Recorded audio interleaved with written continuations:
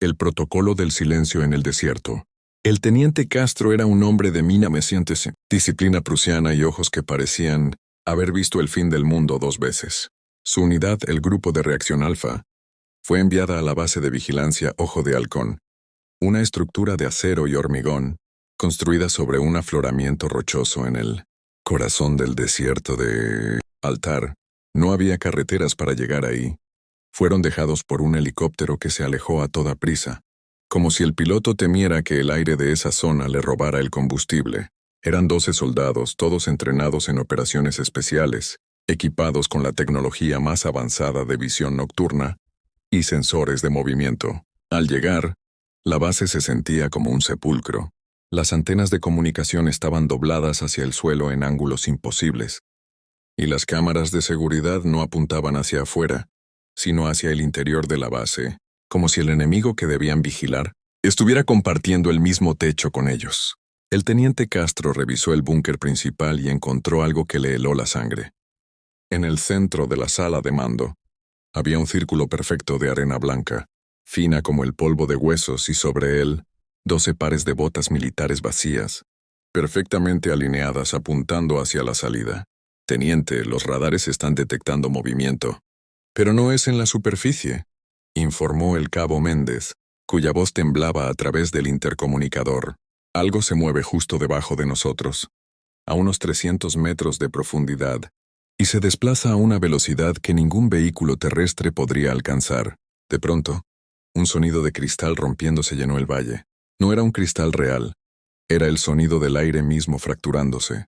Las luces de la base se volvieron de un tono verde esmeralda y los soldados empezaron a ver figuras paradas en las dunas. Eran soldados antiguos, vestidos con armaduras que parecían hechas de obsidiana y luz solar.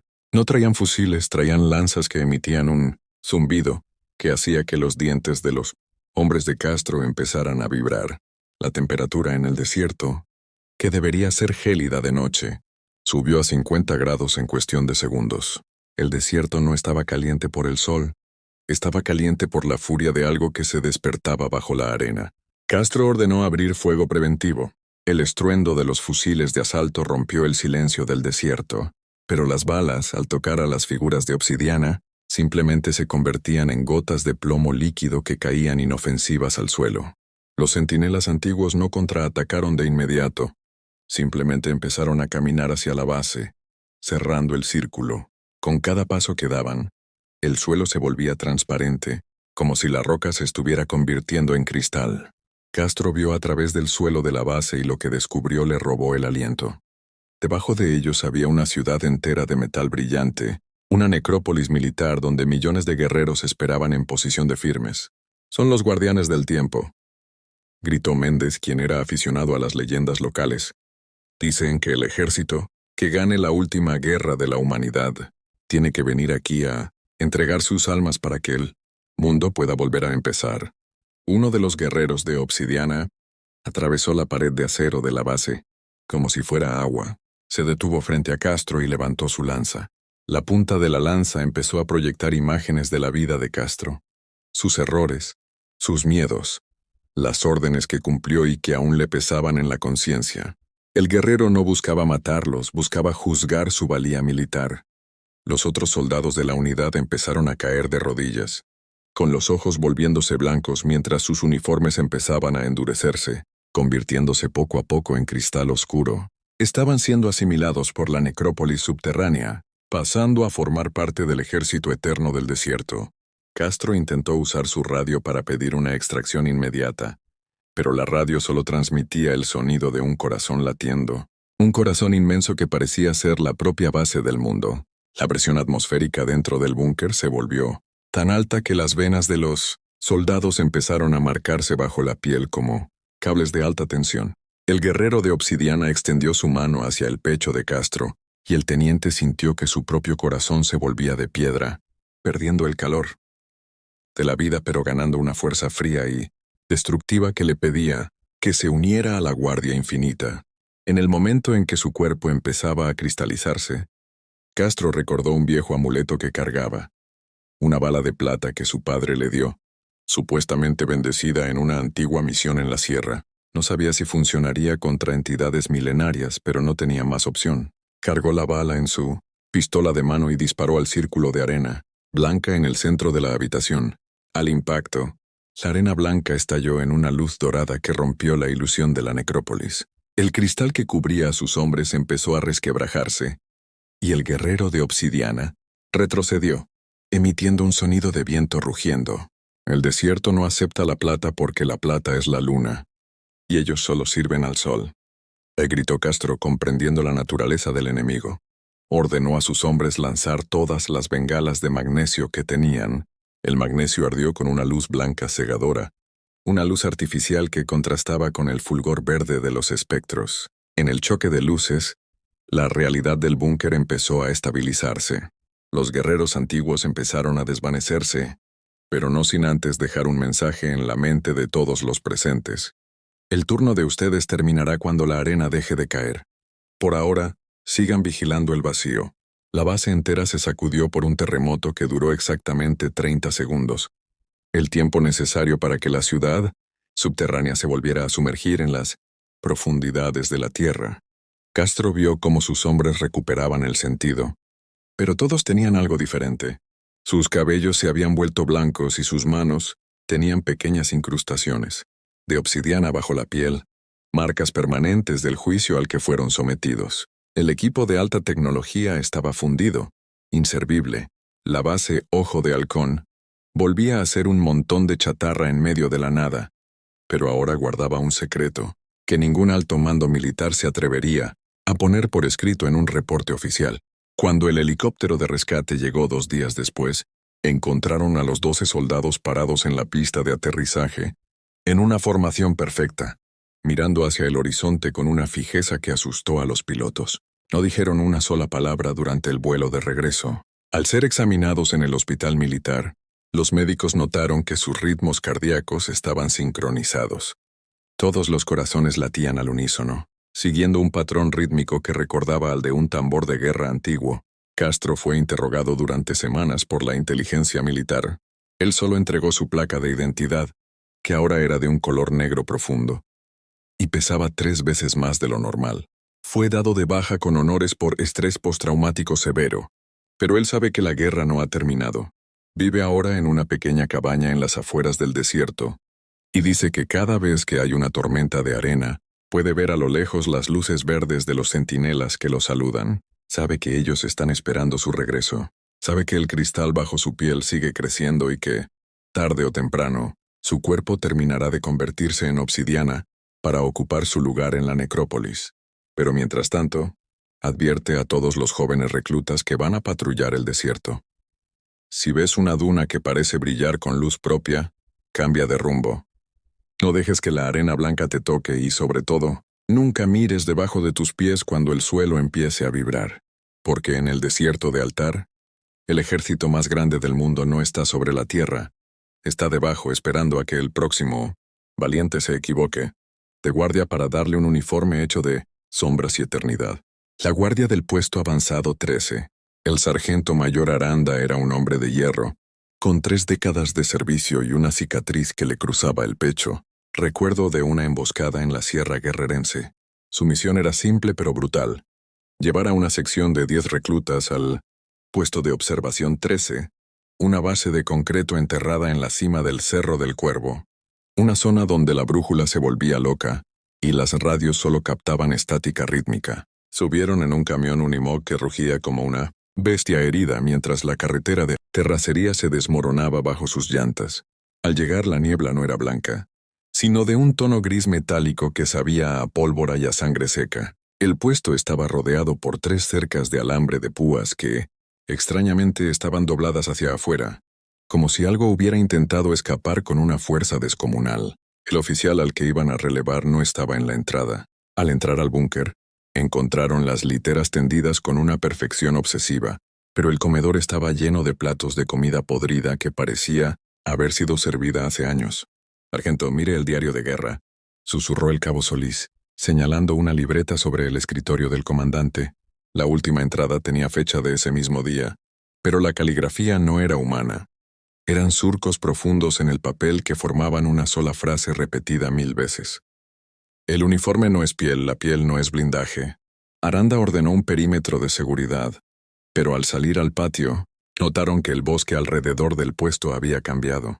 Los árboles no tenían hojas, sino jirones de uniformes militares, antiguos que colgaban de las ramas como bandera de derrota. De pronto el centinela de la torre norte dio la alarma. No vio enemigos.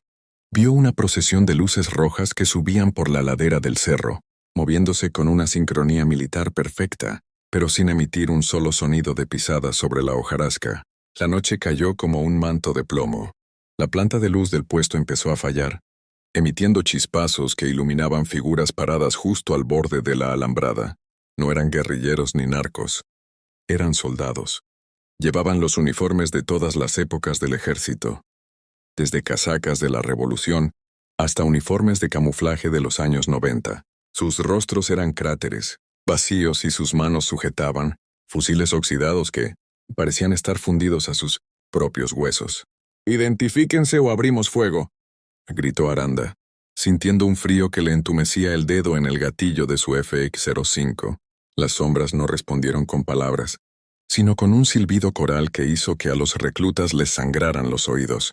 De la niebla emergió un oficial, montado en un caballo esquelético que también vestía restos de arreos militares. El jinete levantó un sable de mando hecho de obsidiana y, al bajarlo, la tierra del puesto avanzado empezó a escupir casquillos de bala calientes. Los reclutas empezaron a disparar, pero las balas atravesaban a los espectros sin causar daño, impactando en los árboles que soltaban un líquido rojo y espeso.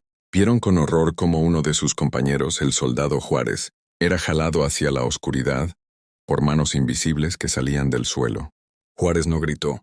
Su rostro se volvió gris al instante y sus ojos se tornaron de mármol blanco mientras su uniforme empezaba a fusionarse con su carne. Aranda comprendió que el puesto 13 no era una base, era un altar. El cerro era una fosa común inteligente, que necesitaba sangre de servicio para mantener su posición estratégica en el mundo de los muertos. Los radios cobraron vida, pero solo transmitían el sonido de una marcha fúnebre tocada con trompetas de hueso. Fueron empujados hacia el interior del búnker por una presión atmosférica insoportable.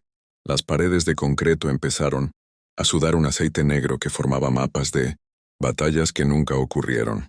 En el centro de la sala de mapas, las sombras de los 10 soldados relevados aparecieron colgadas del techo, pero sus pies se movían como si estuvieran marchando en el aire. El jinete de obsidiana entró atravesando la puerta blindada como si fuera humo. El juramento a la bandera es eterno, sargento Aranda. Retumbó una voz que parecía venir de las entrañas de la montaña. Ustedes juraron defender la patria hasta perder la vida. Y nosotros venimos a cobrar esa deuda pendiente.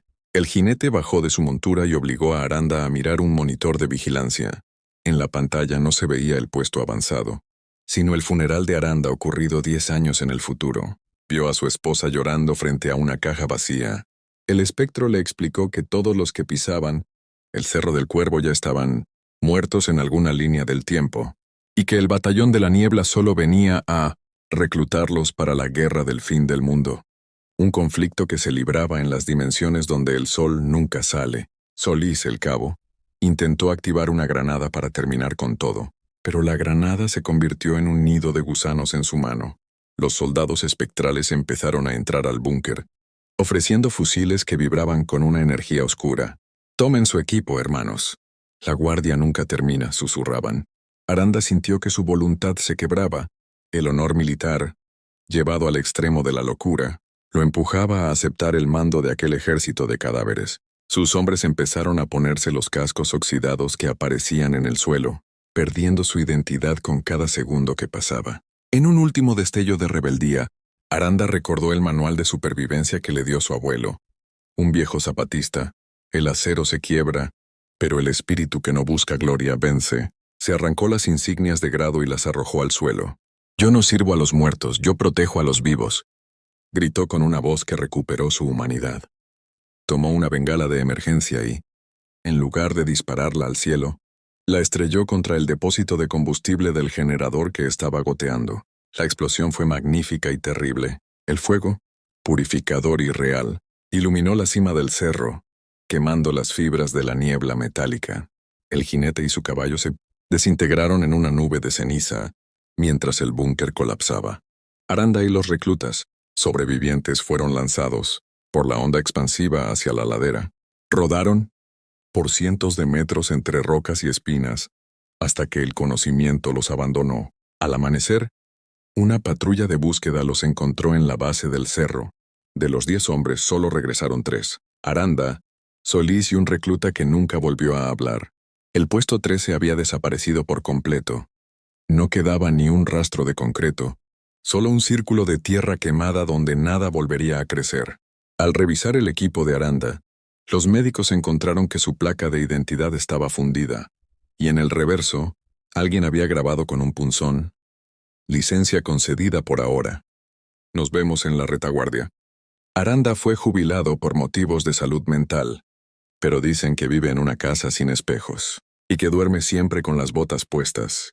Cada vez que escucha un desfile militar se esconde, porque sabe que entre los soldados que marchan con orgullo, a veces se filtran filas de hombres con uniformes de ceniza que lo saludan al pasar, recordándole que su nombre sigue encabezando la lista del batallón que espera en la niebla. El código que nadie responde. Oficial Méndez era un veterano de la policía municipal, con 15 años de servicio, y el cuero curtido por 1000 persecuciones. Su compañero, el joven recluta Vaca, apenas cumplía su tercera semana en el turno nocturno. Eran las 3:33 de la mañana en una ciudad industrial del norte, donde las fábricas abandonadas parecen esqueletos gigantes bajo la luna. La frecuencia de la radio, que normalmente estaba llena de reportes de riñas y violencia doméstica, se quedó en un silencio sepulcral, hasta que una estática eléctrica hizo vibrar los vidrios de la patrulla 404. Unidad, unidad. Reporte de llanto en el sector 0, dijo una voz femenina a través de la radio. No era la voz de la despachadora habitual. Era una voz que sonaba como si viniera desde el fondo de un pozo de agua helada. Méndez frunció el ceño. El sector 0 era una zona de bodegas clausuradas, donde hace décadas ocurrió una explosión química que borró del mapa a toda una colonia. No figuraba en los mapas de patrullaje vigentes. Sin embargo, la orden fue clara.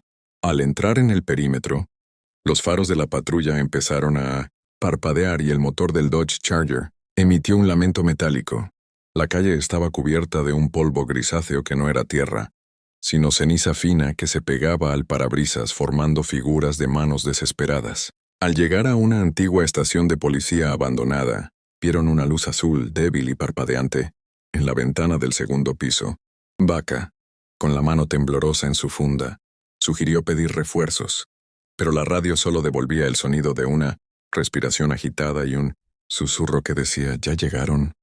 Por fin traen los uniformes nuevos». Méndez, movido por un instinto que luego lamentaría, bajó de la unidad. El aire afuera olía a ozono y a hule quemado. Al cerrar la puerta del coche, el sonido no fue el de un impacto metálico, sino el de un ataúd cerrándose. Entraron a la vieja comandancia con las linternas en alto. El haz de luz cortaba la neblina de polvo, revelando que el lugar estaba intacto, como si el tiempo se hubiera congelado en el momento de la tragedia. Sobre los escritorios había tazas de café con moho negro y hojas de servicio con fechas de 1970. En las paredes, las fotos de los más buscados no tenían rostros de criminales, sino fotos de los mismos oficiales que estaban ahí presentes, pero con los ojos tachados con brasas. «Mire eso, oficial», susurró Vaca señalando la celda del fondo. Adentro no había reos comunes, había sombras vestidas con uniformes de policía antiguos, descoloridos y llenos de jirones. Estaban sentados en el suelo, tejiendo cuerdas con sus propios cabellos. Al notar la presencia de los oficiales, las sombras se levantaron sin hacer ruido. Sus placas de metal brillaban con un fuego fatuo. Una de las sombras, que llevaba los galones de un comandante, se acercó a las rejas. No tenía mandíbula, y su lengua colgaba como un pedazo de cuero seco. «Estamos pasando lista, oficiales. Ustedes llegan tarde a su guardia eterna», dijo el espectro, y su voz no salió de su boca, sino de los propios radios que Méndez y Vaca llevaban en el pecho. De pronto, los radios empezaron a gritar todos los códigos de emergencia al mismo tiempo. 10:33. Oficial caído. 10:0. Precaución extrema. Las sombras empezaron a atravesar los barrotes de la celda como si fueran humo negro. Los oficiales intentaron retroceder, pero las puertas de la comandancia se habían convertido en paredes de concreto sólido. El lugar empezó a llenarse de un agua negra que subía desde el piso, un líquido frío que sabía a lágrimas y a pólvora vieja. Méndez sintió que sus propios pies se hundían en el piso, que se había vuelto blando como la carne en descomposición. Fueron arrastrados a la sala de interrogatorios.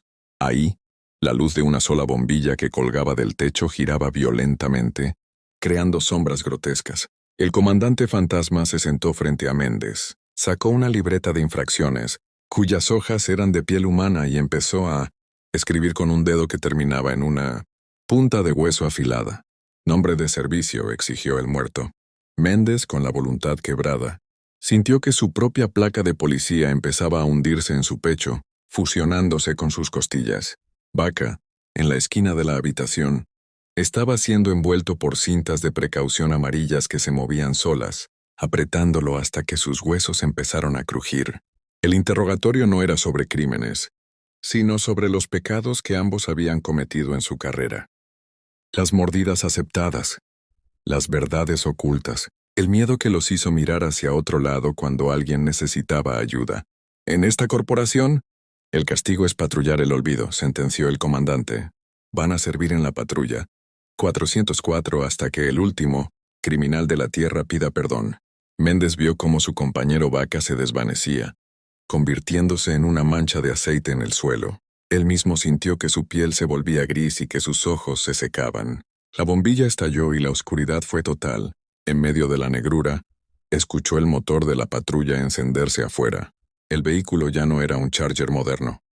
Era un viejo Ford Galaxy lleno de óxido y sangre, con la torreta emitiendo una luz violeta que revelaba el mundo de los muertos. Una mano invisible lo jaló hacia el asiento del conductor.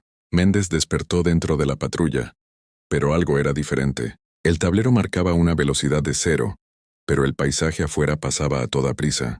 Estaba en una carretera que no tenía fin, rodeado de otras patrullas de épocas distintas, desde unidades de los años 20 hasta motos de los 90, todas con oficiales espectrales al volante.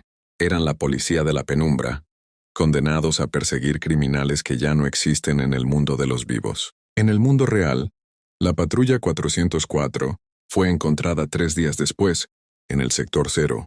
Estaba impecable, con el motor encendido y las luces de emergencia puestas, pero no había rastro de Méndez ni de Vaca. Solo encontraron sus placas sobre los asientos, dobladas por la mitad como si una fuerza sobrehumana las hubiera apretado. Dicen los oficiales que patrullan hoy en día, que si alguna vez recibes un llamado al sector 0 a las 3 de la mañana, no debes contestar. Y si por error entras en esa zona y ves a una unidad vieja con luces violetas que te hace la parada, no te detengas, porque si bajas la ventanilla, verás a un oficial con el rostro de Méndez, que te pedirá tu licencia de conducir solo para ver si tu nombre ya está escrito en su libreta de infracciones del infierno. Ahora, cada vez que un policía nuevo entra en servicio, los veteranos le dan un consejo. Reza para que tu radio nunca capte la voz de la despachadora del pozo. Porque en el turno de medianoche, el uniforme no te protege, y la placa es solo el clavo con el que las sombras fijan tu destino a la patrulla de los olvidados.